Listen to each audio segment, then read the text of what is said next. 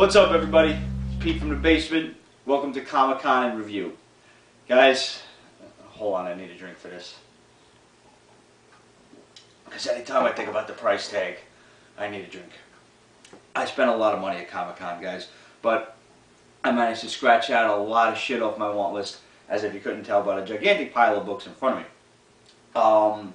First off, I want to give a really big thanks to Mark and the rest of the guys from those good old times on eBay. I ran into them and man, they treated me real good. I spent a lot of money there and I wound up only spending $110. But this entire pile of books here was bought from them. And I'm going to go through this first. Picked up a really nice, really pretty copy of X-Men 103. First time Wolverine's called Logan. I got Detective Comics 371, first appearance of the TV Batmobile. And this is probably one of the most sexist covers you'll ever see. Batman and Robin getting the shit knocked out of him, and Batgirl's worried about her running on stocking. Yeah. Women's lib was not really too alive in the 60s and 70s, obviously. Least of all in the realm of comic books. Batman 243, third part of the story, and the first appearance of the Lazarus Pit. Remember me talking about that storyline a couple of weeks back when I picked up part 1. Batman Detective Comics 411, first Talia. Awesome deals. I got like everything off my Batman want list with the exception of Batman 121, which is the first Mr. Freeze. But I'm looking at that one on eBay right now. Detective 370, first Neil Adams ever on Batman. And Neil Adams is always at these conventions. I'm going to get every one of these books that I got from him signed. And I'll probably get those into the CGC Signature Series. And I managed to squeeze out plenty of shit off my Spider-Man want list. I now only need 32 issues of Spider-Man left to go, and I'll have the entire run of Amazing Spider-Man. So, real quick, we got Amazing Spider-Man 37, really decent condition, a little bit of rub along the spine, especially along the upper top left corner.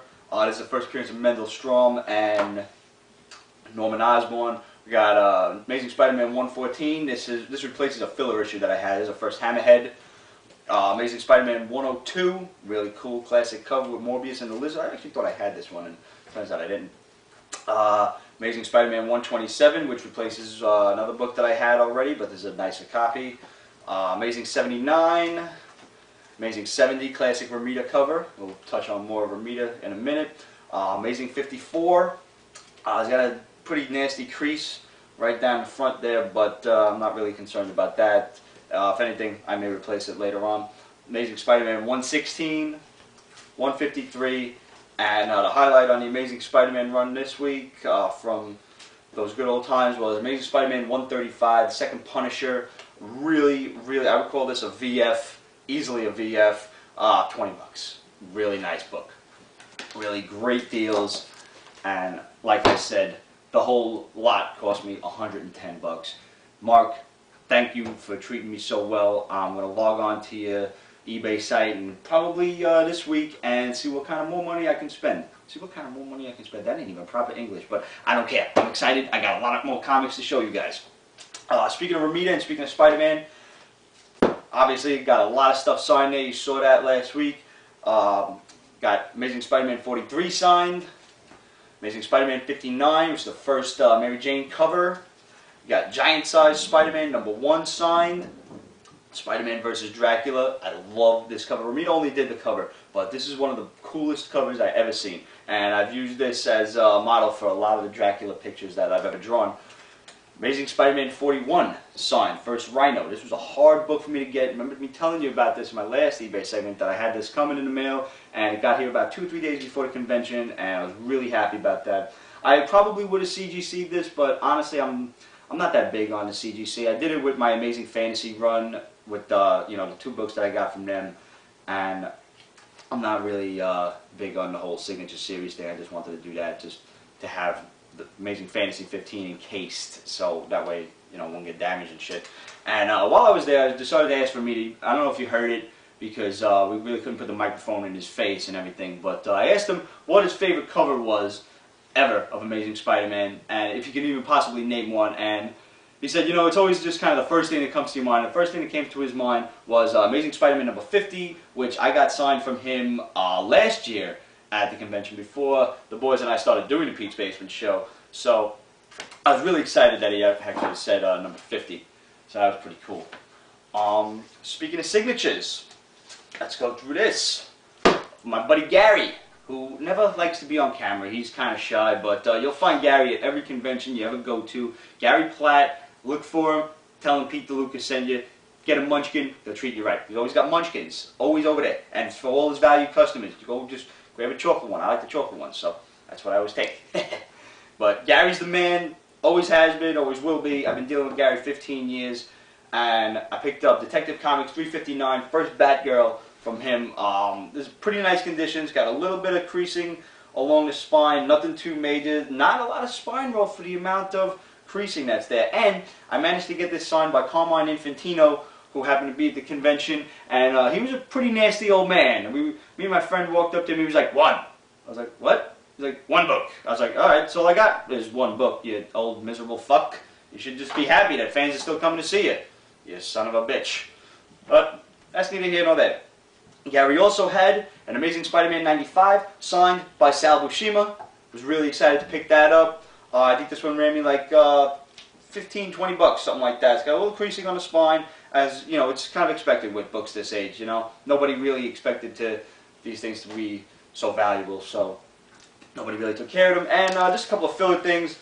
Gary had these Joker books for $4 a piece. I got 4, 3, 2, and 1. I don't know. I don't think they're worth anything, but I figured they're cool. Joker's my favorite villain in the DC universe, so why the hell not? And then we picked up 2 nice Daredevil covers, 183, 184, classic Frank Miller run, and like I said, you just can't beat the cover of Daredevil getting shot in the gut by the Punisher. Awesome. Excuse me. Just recently, while I'm touching on eBay shit, Flash 139 I picked up from RK452. Thank you very much for the fast shipping and the safe, sturdy packaging.